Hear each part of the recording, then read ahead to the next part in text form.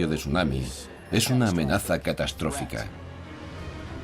Hablamos de un acontecimiento que cambiaría el rumbo de la historia.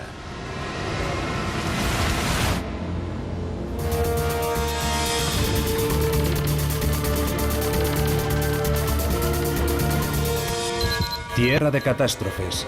Tsunami.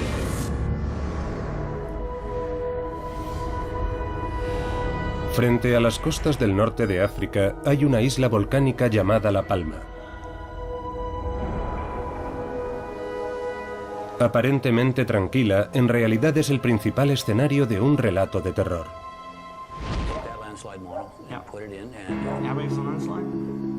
Sus autores son Stephen Ward y Simon Day.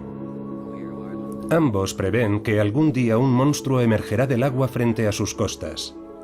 Con una altura de casi 900 metros, su poder de destrucción haría desaparecer una importante franja del litoral americano. Esta ola de pesadilla se denomina megatsunami. Son olas mucho más grandes que cualquier cosa que haya visto el ser humano.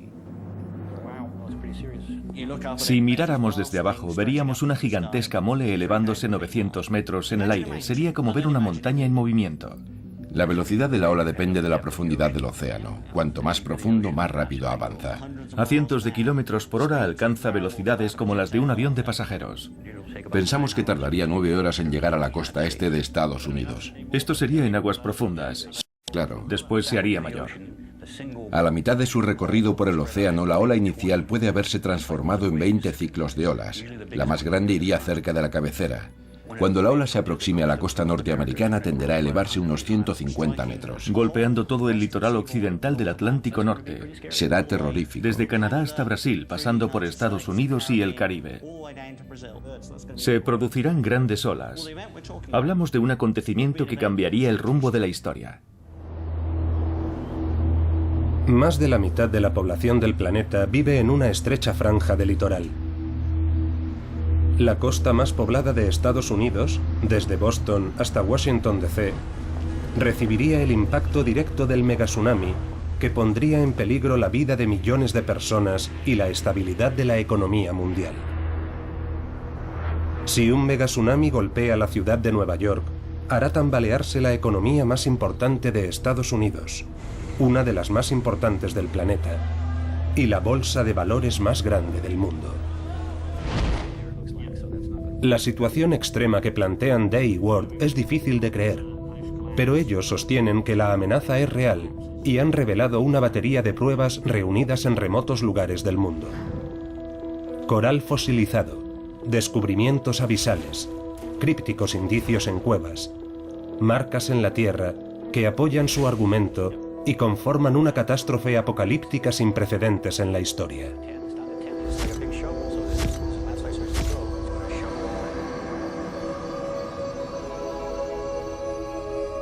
Solo unos cuantos elementos son capaces de desatar la fuerza demoledora de un tsunami. Quizá el más evidente sea un asteroide, como el Tanin. Hace más de 2 millones de años impactó en la Tierra frente a la costa de Chile.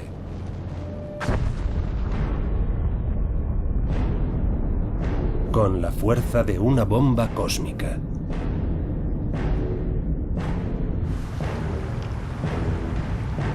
La explosión levantó una columna de agua de unos 3 kilómetros de altura y generó un tren de olas que destrozaron California, Hawái, Japón y Australia. Ningún ser humano ha presenciado nada parecido al fenómeno de El Tanin. Pero hace poco otro evento desencadenante de tsunami se manifestó en toda su crudeza. Dios, mira eso. Esa ola tiene 5 o 6 metros de alto. ¡Corred, corred! En 2004 un tsunami azotó las costas de todo el sureste asiático.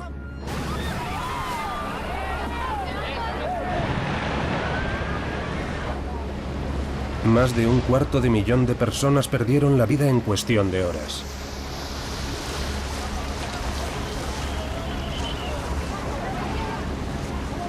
Como todos los tsunamis, el Sumatra fue repentino y violento. Su desencadenante yacía oculto, una bomba de relojería enterrada en las profundidades de la Tierra.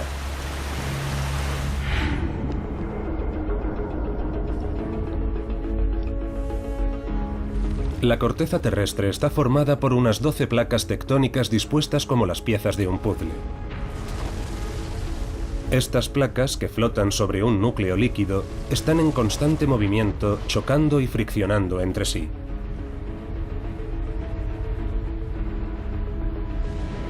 El origen del tsunami Sumatra estuvo en el punto de fricción entre la placa indostánica y la placa de Birmania. Una de ellas se había ido deslizando por debajo de la otra hasta quedar encajada.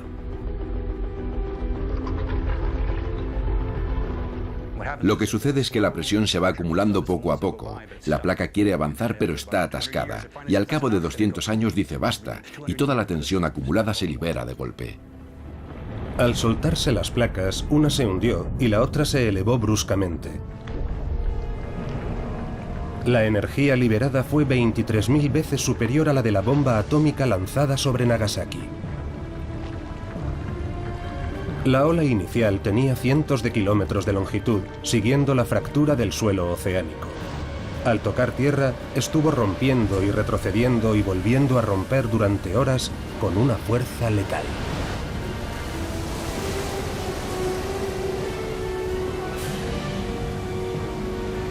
Es como si un gigante en medio del océano levantara de golpe el lecho marino desplazando las aguas.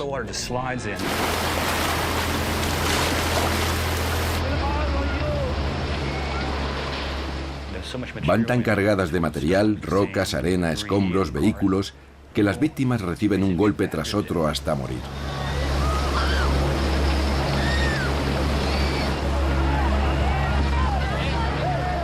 No mueren ahogadas, sino vapuleadas.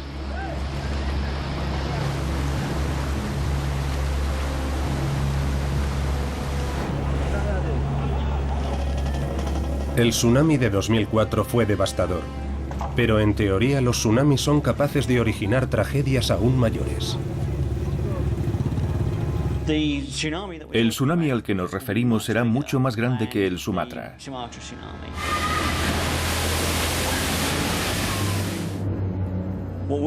Estamos hablando de que todo el litoral terminaría pareciéndose a la línea costera de Sumatra, una franja de 2 o 3 kilómetros de ancho hacia el interior completamente devastada.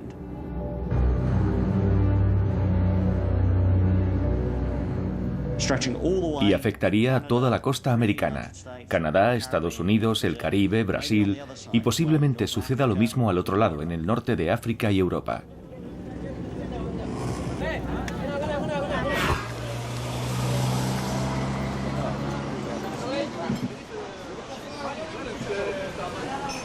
La amenaza del tsunami que Day y Ward pronostican no proviene de un asteroide ni de un terremoto.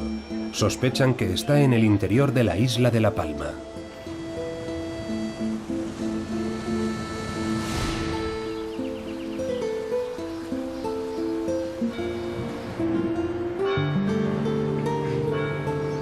La Palma es la imagen de la tranquilidad. Menos de 100.000 personas viven en ella, repartidas en aldeas y pueblos recoletos con un paisaje espectacular de fondo. Sin embargo, la belleza de La Palma esconde un gran peligro. El tercio meridional de la isla está dominado por un antiguo volcán, Cumbre Vieja. No tiene el típico aspecto de un volcán. No forma un gran cono, sino una larga cresta salpicada de chimeneas y cráteres.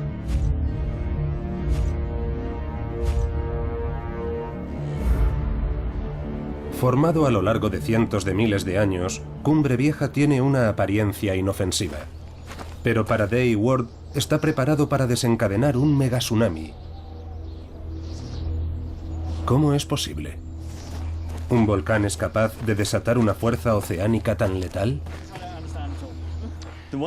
Nuestra hipótesis es que Cumbre Vieja puede producir un tsunami gigantesco si la ladera del volcán se desprende y se hunde en el mar.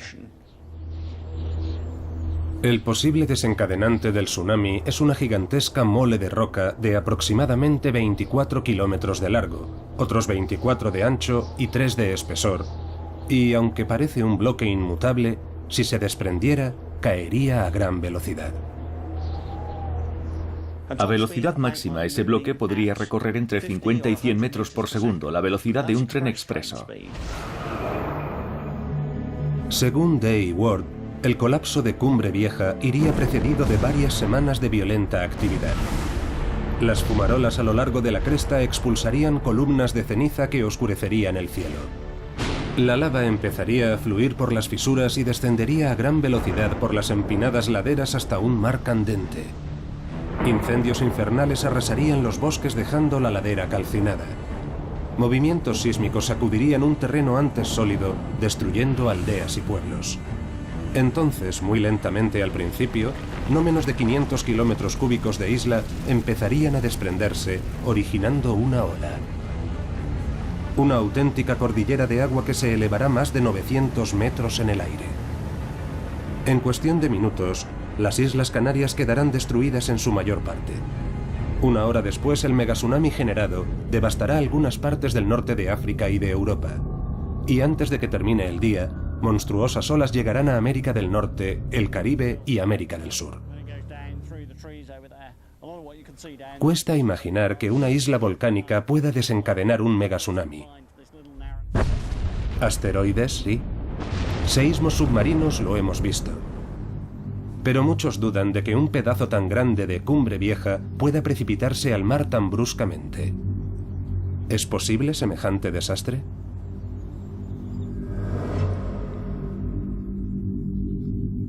Al otro lado del mundo, en la isla de Hawái, tienen lugar acontecimientos misteriosos que hacen que la amenaza de La Palma cobre fuerza. Aquí uno de los volcanes más activos del planeta, el Kilauea, podría estar desprendiéndose hacia el océano, rompiendo sus conexiones con la isla. El lugar donde tal vez sean más evidentes las fuerzas que están dividiendo la isla es la denominada Gran Grieta.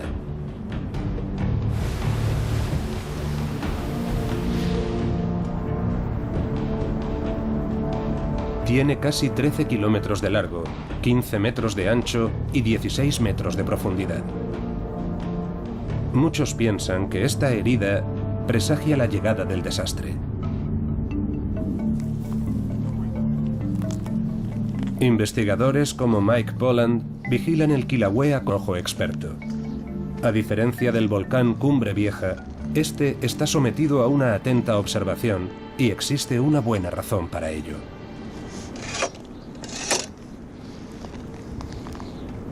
Utilizando sensores GPS, Polland rastrea un movimiento excepcional en una sección de la cara sur del Kilauea que no es visible a simple vista.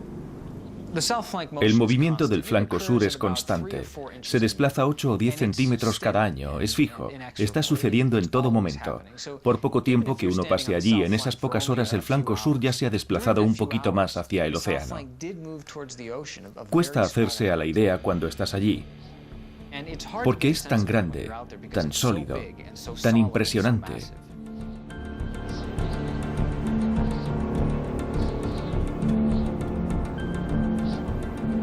El desplazamiento de la ladera sur es constante, como las manecillas de un reloj.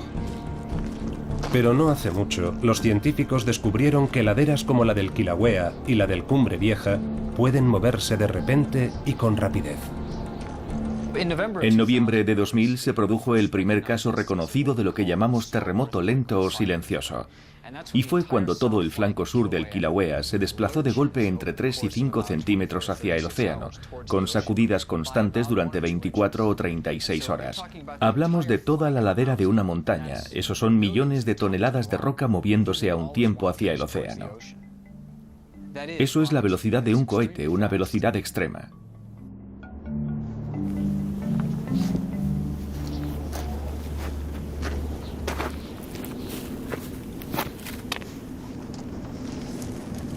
El movimiento del flanco sur fue tan inesperado que al principio los científicos pensaron que había un error en los datos. Tardamos algún tiempo en darnos cuenta de que este movimiento había tenido lugar, era real. Costó un tiempo reconocer que algo así había ocurrido. Nunca se había documentado algo parecido en ningún volcán. 7 días a la semana, 24 horas al día, el Kilauea es vigilado mediante un complejo sistema automatizado de sensores.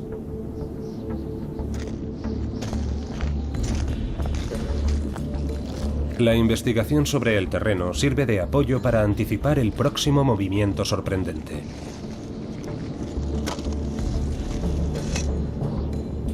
Es difícil saber si la ladera sur del Kilauea va a ser uno de esos derrumbamientos catastróficos o simplemente se irá deslizando poco a poco como hace ahora. El derrumbamiento de la ladera sería algo tan descomunal que es inconcebible para mí, como si un asteroide alcanzara la Tierra. Me cuesta mucho imaginar lo que sucedería si eso pasara.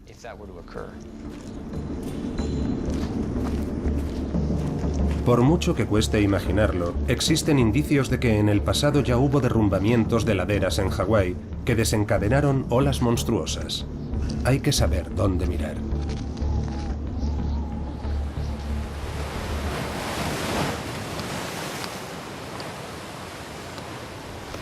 En la cercana isla hawaiana de Lanai, Gary McMurtry busca unas víctimas concretas del tsunami. Coral ancestral, cuyos deteriorados fragmentos dan testimonio de una verdadera catástrofe.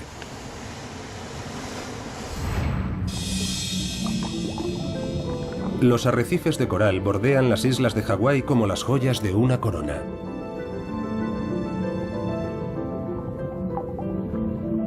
Son el hábitat de una gran variedad de peces y especies invertebradas.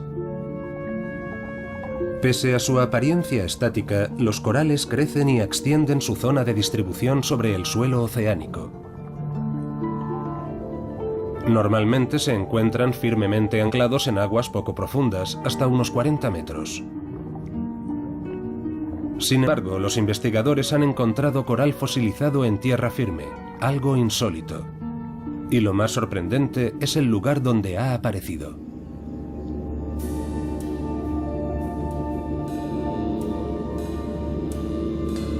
En la isla de Lanai, muy lejos de la costa, en laderas de montañas, a más de 300 metros sobre el nivel del mar, se han encontrado arrecifes de coral. Cómo han llegado aquí es un misterio. Lo más misterioso de estos depósitos concretos de los que hablamos en Hawái es que sean tan increíblemente largos. No son depósitos pequeños. Pienso que por eso a tantas personas les ha costado asimilar las dimensiones de esto. Al principio se pensó que los arrecifes estaban a tanta altura porque hace mucho tiempo los niveles del mar eran muy superiores. Otros sugieren que pudieron subir desde el océano al formarse las islas. McMurtry sospecha que hay otro culpable y señala una reveladora pista. El coral no está intacto, sino gravemente deformado, como si hubiera sido lanzado hasta aquí. Son medio terrestres, medio marinos. Una especie de mezcla.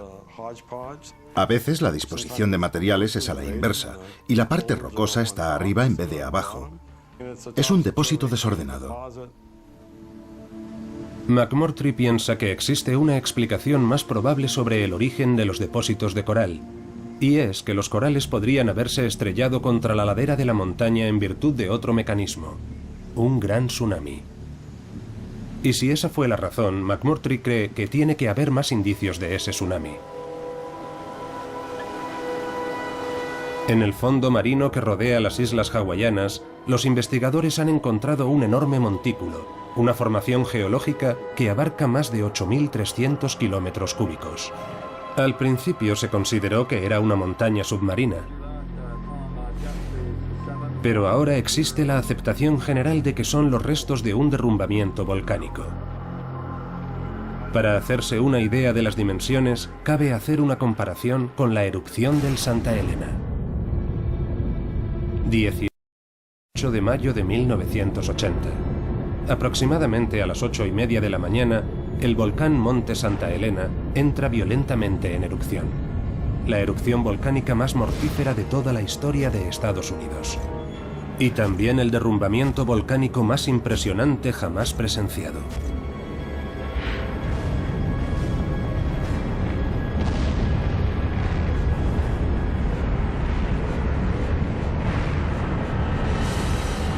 El desprendimiento fue enorme, pero el de la costa de Hawái fue 400 veces más grande. Esto es el derrumbamiento en sí y luego la ola inicial, una ola gigantesca que golpea la costa oeste de la isla y un gran fragmento de la isla de Hawái se hunde en el mar. Simulaciones informáticas sobre el desplome revelan que debió de desencadenar varios tsunamis consecutivos que inundaron las islas hawaianas. El derrumbamiento ha sido bautizado como Alika II y McMurtry sospecha que arrancó de cuajo arrecifes enteros del suelo oceánico y los estrelló contra las montañas. Esto de aquí es la lava. Vemos que prácticamente se ha desplazado hasta aquí. Estos tsunamis barrieron la playa por completo. Me refiero a toda la composición de la playa. Y lo que vemos aquí es todo eso. La arena, toda la arena que había en la costa, las piedrecitas, las rocas, las cabezas de coral. Todo eso salió disparado hacia tierra firme. Los arrecifes de coral fueron barridos por completo. Fueron olas potentes, muy potentes. Si el Alika II fue el causante de estos depósitos de coral, McMurtry sabe que hay un hecho definitivo que lo demostraría. La antigüedad del desprendimiento debería corresponderse con la edad de los depósitos de coral.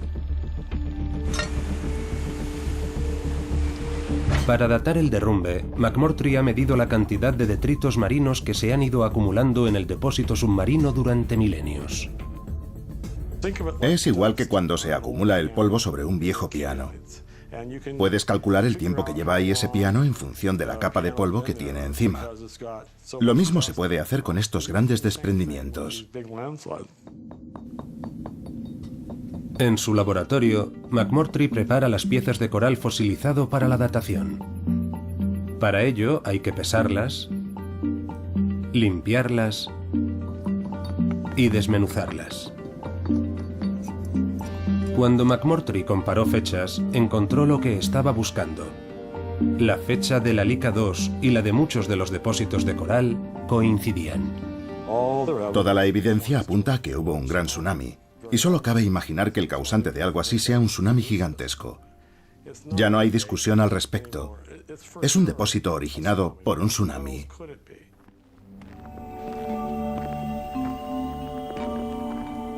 Ahora ya está claro para investigadores como McMurtry que los volcanes pueden desencadenar tsunamis.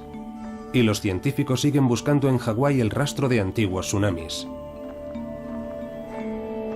McMurtry piensa que ha llegado el momento de tomar más en serio el riesgo de desprendimiento de una ladera volcánica como el que entraña La Palma. No se ha prestado tanta atención al derrumbamiento de laderas volcánicas como a otra clase de fenómenos. La gente sabe que existen los terremotos y que estos generan tsunamis. Pero lo cierto es que esos tsunamis no son siquiera los más grandes. Comparados con los generados por desprendimientos volcánicos, podría decirse que son pequeños. Estamos a la espera del siguiente. La causa del derrumbamiento de un flanco volcánico sigue siendo un misterio. Tal vez sea la propia fuerza de gravedad la que hace que se desprenda la masa rocosa al completo, o el magma al penetrar en todas las grietas y fisuras haciendo caer todo el flanco. Buscando pruebas, los investigadores se aventuran por donde muy pocos lo han hecho antes, el corazón de los volcanes.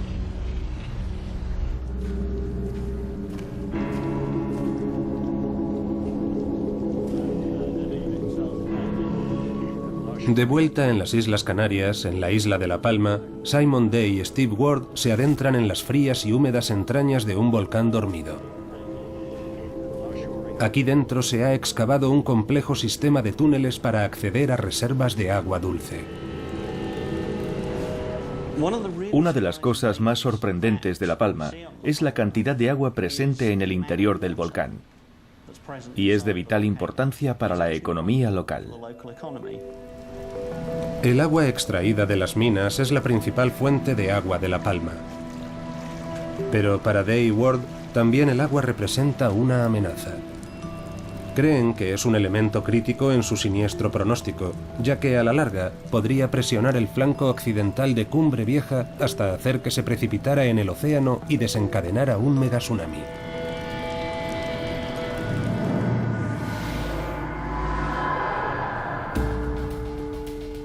Cumbre Vieja está saturado de agua. En la cima, el agua queda cubierta por gruesas capas de ceniza y roca. Las láminas de lava, llamadas diques, captan el agua de los laterales, dejándola literalmente atrapada. Esta agua atrapada podría actuar como una bomba en una futura erupción. El agua llega de la superficie filtrándose por estas rocas hasta este nivel. Intenta buscar una salida a través de las rocas, pero no puede porque se encuentra con esta clase de piedra. Este es uno de los diques y penetra en el volcán.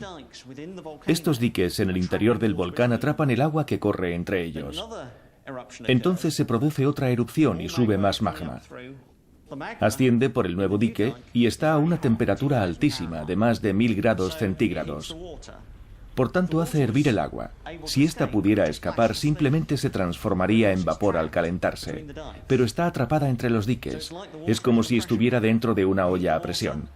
Al calentarse el agua, la presión aumenta. Y ese exceso de presión empujando las rocas a ambos lados, pensamos que será la causa de que finalmente se desplome la ladera del volcán en alguna erupción futura. Es un material muy poroso. Hay un montón de agua contenida ahí. Day y Ward sospechan que el agua sometida a tanta presión podría ser la gota que colme el vaso en Cumbre Vieja, el último empujón. Y es que este volcán podría estar dando señales de que se está fracturando en dirección al mar. En 1949, a lo largo de más de 36 días, Cumbre Vieja entró violentamente en erupción. Se abrieron cráteres en su superficie y coladas de lava se derramaron en el mar. Además, fuertes terremotos sacudieron el sur de la isla. Uno de los últimos cráteres abiertos posiblemente sea el más espectacular, Hoyo Negro.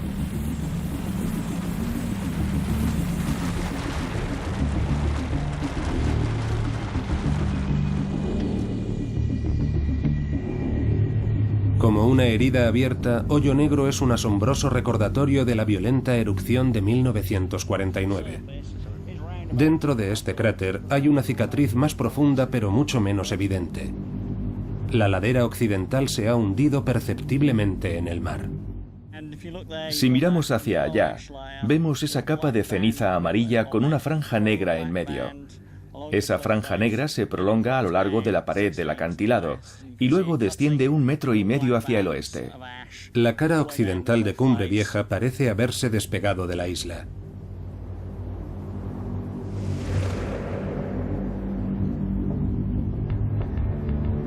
El volcán podría haberse partido por una falla que recorre la cresta de la montaña a lo largo de más de 3 kilómetros.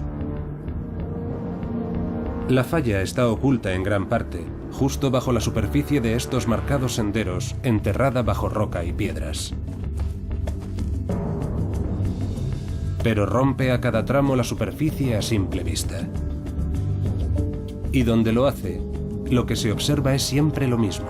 Al oeste de la falla, la isla ha descendido perceptiblemente. Es idéntico a lo de antes. La parte oeste ha descendido un par de metros con respecto a la cara oriental. Algunos detractores aseguran que esto no es una falla, sino una grieta superficial. Day y Ward no están de acuerdo y señalan pruebas convincentes. Al igual que una falla, la fisura sigue un trazado fijo y coherente. La parte occidental de la grieta siempre se dirige al mar. Surgió durante el terremoto y es larga y recta. Si la recorres y la mides de un lado a otro, siempre obtienes el mismo resultado y marca una dirección constante. Como sismólogo de terremotos, todo esto resulta muy convincente. Si la fisura fuera una simple grieta originada durante el terremoto, Day y Ward señalan que habría otras en la isla. Y la superficie del volcán tendría el aspecto de un parabrisas hecho añicos. Y no es así. Si la estructura de la cima formada en 1949 se debiera simplemente a fisuras en la superficie y no a una falla que atraviesa las profundidades del volcán, lo lógico sería encontrar fisuras similares en todo el recorrido, desde la cima hasta la costa. Sobre todo aquí en los acantilados deberíamos encontrar grietas parecidas en estas rocas, en estos acantilados, y no las vemos.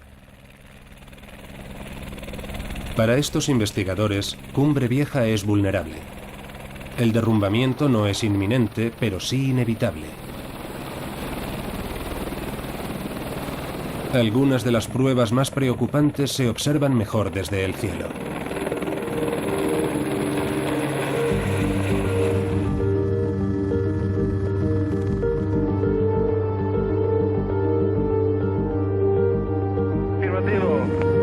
Vale, pues indícame la cola de entrar por los arbustos, ¿vale? A lo largo de su historia, la isla de La Palma ha sido escenario de bruscos cambios. Acantilados que se desplomaban en el mar. Agujeros gigantescos que se abrían de golpe dejando al descubierto enormes cráteres. Day y Ward creen que el exclusivo historial de La Palma podría influir de manera decisiva en la configuración de nuestro mundo, en el futuro de las ciudades y en la vida de incontables personas. El origen de su trágico pronóstico se remonta mucho tiempo atrás.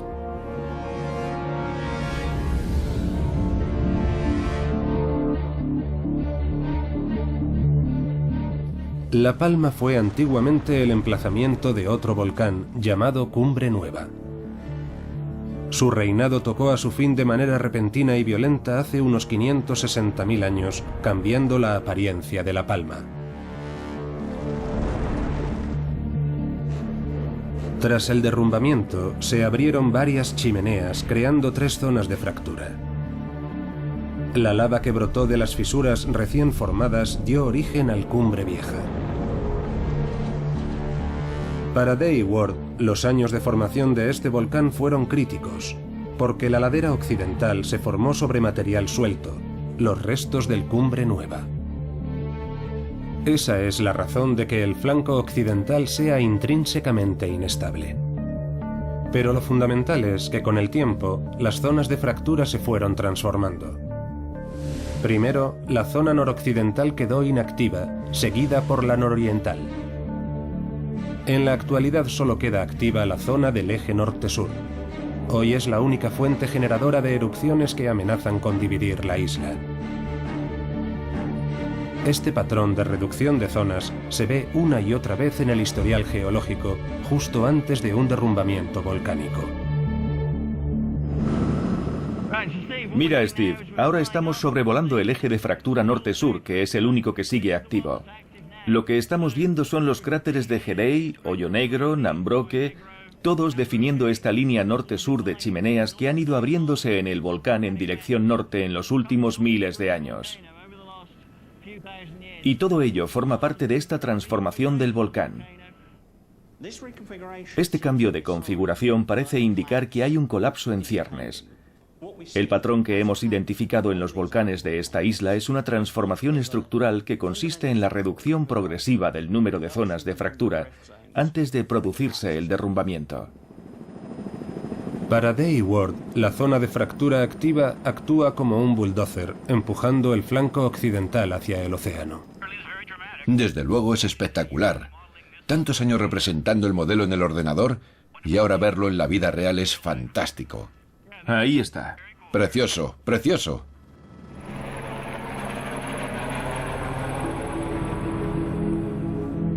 Las pruebas recogidas sobre el terreno apuntan claramente a una amenaza. En alguna erupción futura, Cumbre Vieja podría sufrir un drástico descenso. Y si eso ocurre, el flanco oeste se desprenderá y caerá al mar.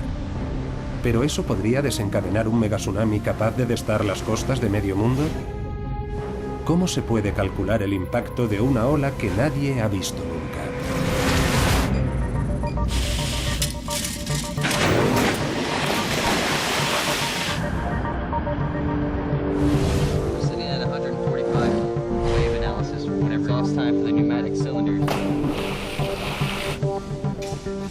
El Laboratorio de Investigación de Olas, OH Hinsdale, de la Universidad Estatal de Oregón, alberga uno de los mayores generadores de tsunamis del mundo. Expertos en tsunamis como Hermann Fritz acuden aquí para ver lo nunca visto.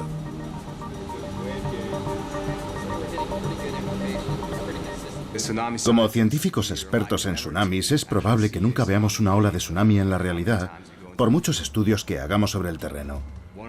Lo máximo que podemos acercarnos es hacer un experimento a gran escala en el laboratorio, tratar de reproducir algunas de las circunstancias para poder ver esas olas de tsunami a una escala menor en el laboratorio. Derrumbamiento en 15 segundos.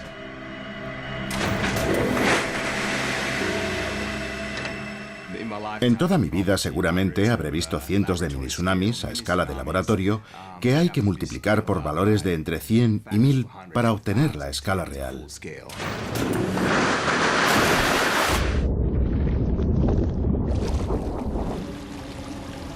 Como parte de su trabajo, Fritz investiga a qué distancia puede llegar un tsunami conservando su fuerza letal. Va lenta en la parte que falta. Yo creo que sería mejor cubrir el lateral. Las respuestas a esta pregunta dependen de cómo se desencadene el tsunami.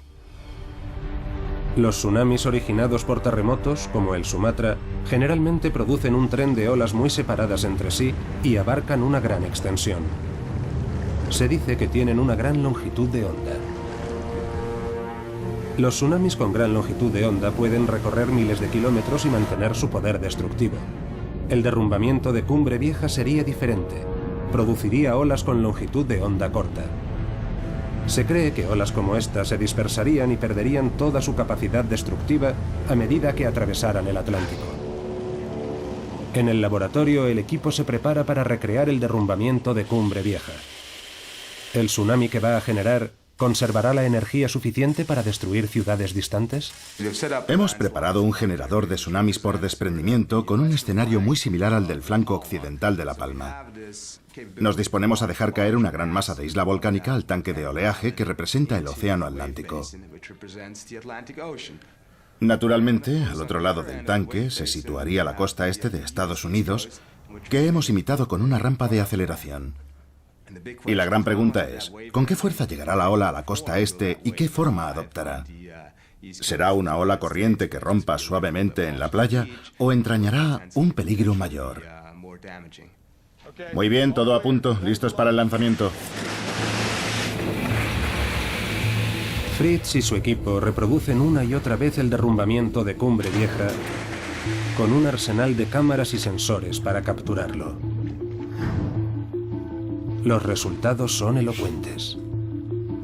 Lo que nos encontramos es que en La Palma se origina una ola gigantesca, mayor que cualquiera que hayamos visto en la historia documentada.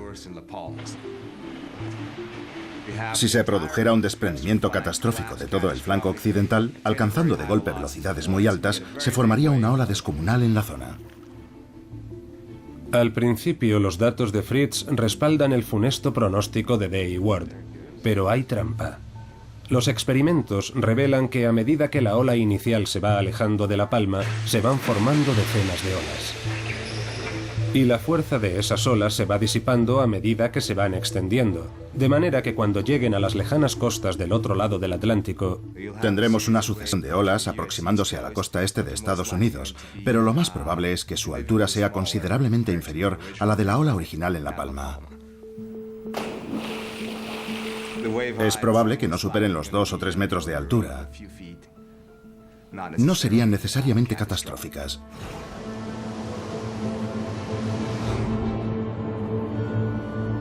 El potencial desastre de Cumbre Vieja tendría consecuencias terribles para las islas, poniendo en peligro la vida de decenas de miles de personas.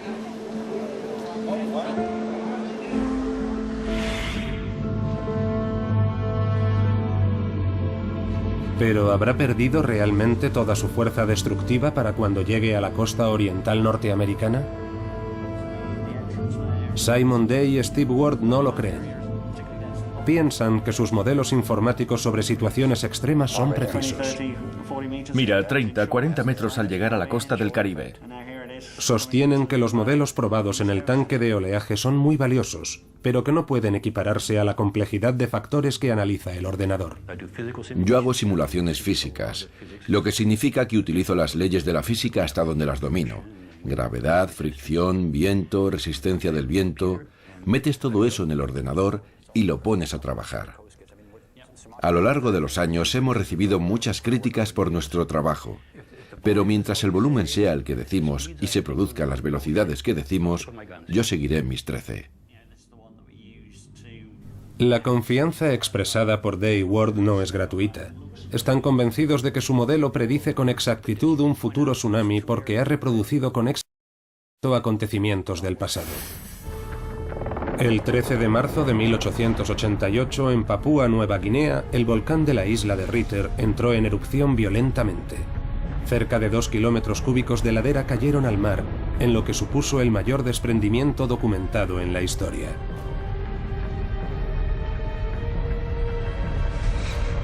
El derrumbe desencadenó un tren interminable de olas de unos 15 metros de alto que destrozaron costas situadas a cientos de miles de kilómetros.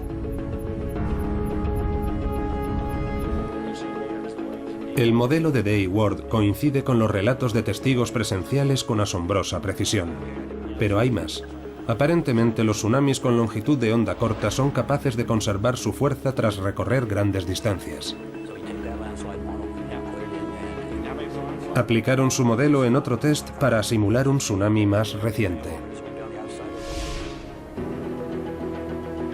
En julio de 1958, en Bahía Lituya, Alaska, 53 millones de metros cúbicos de roca se desplomaron de golpe en el mar, desencadenando un tsunami. La ola formada se elevó por encima de la margen contraria de la ensenada hasta una altura de 524 metros y recorrió la bahía a una velocidad de 96 kilómetros por hora. El modelo de Day Ward también reproduce este fenómeno con precisión.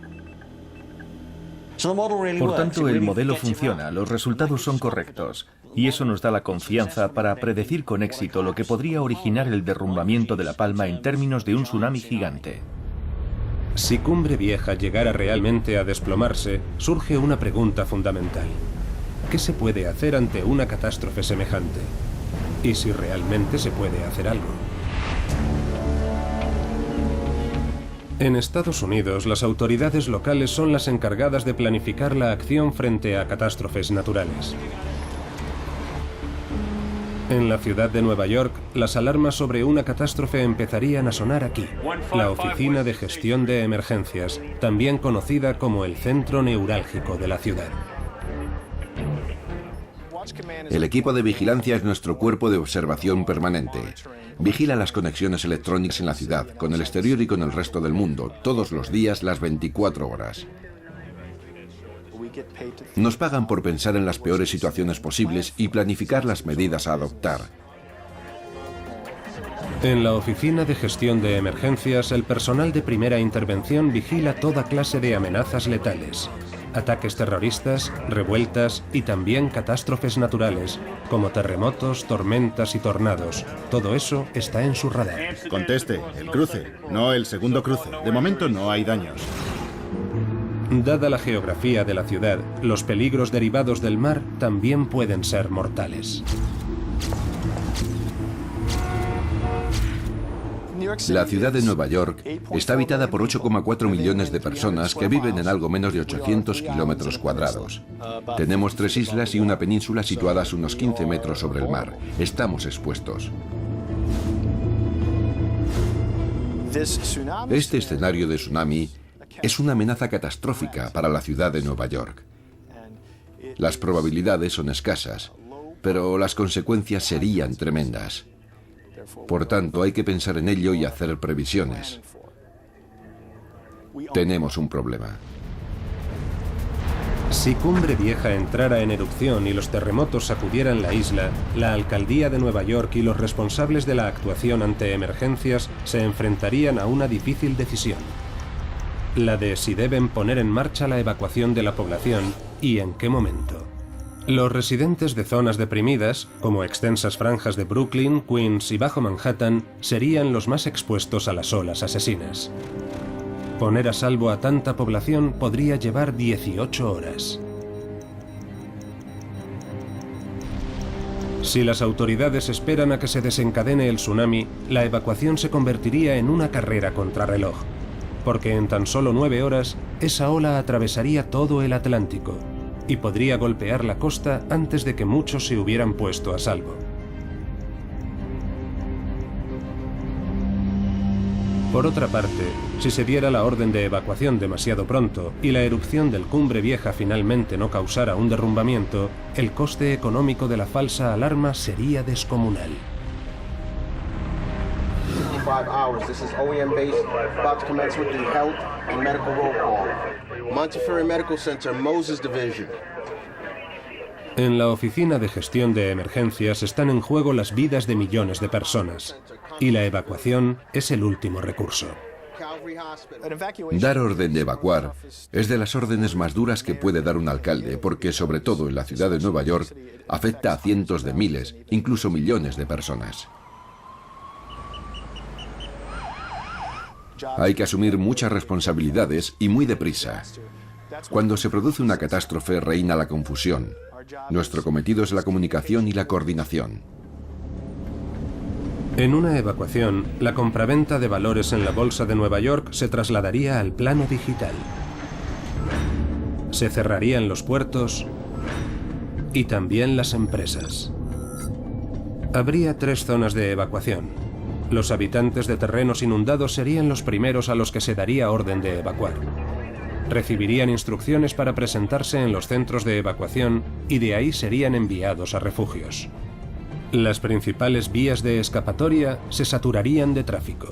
Las venas y arterias que dan entrada y salida al tráfico de Nueva York serían redireccionadas para que lo hicieran fluir únicamente hacia el interior. El departamento de bomberos de la ciudad entraría en acción para evacuar hospitales, residencias de ancianos y a personas con necesidades especiales.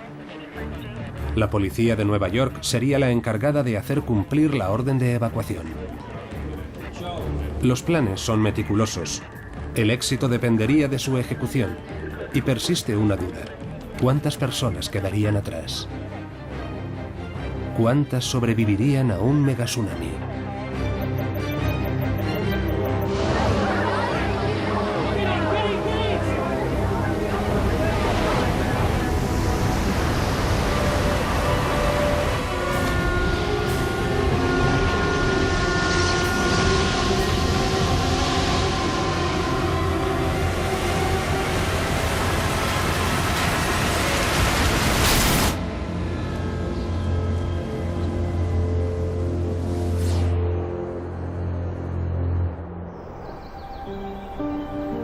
Hoy la isla de La Palma está tranquila. El volcán descansa. El terreno es firme. Pero incluso ahora tiene mucho que decir. Los investigadores empiezan a admitir que volcanes aparentemente inmutables se mueven y que cuando lo hacen tienen la capacidad de cambiar el mundo.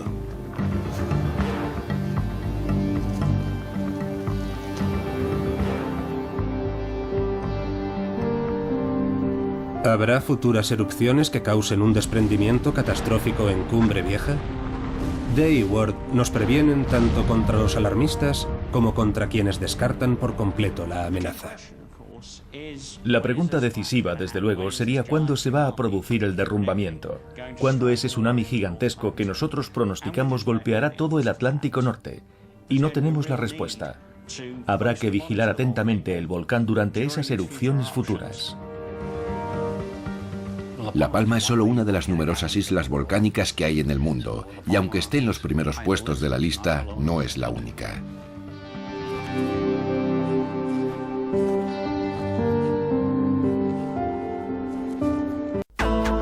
Volvemos en 3 minutos.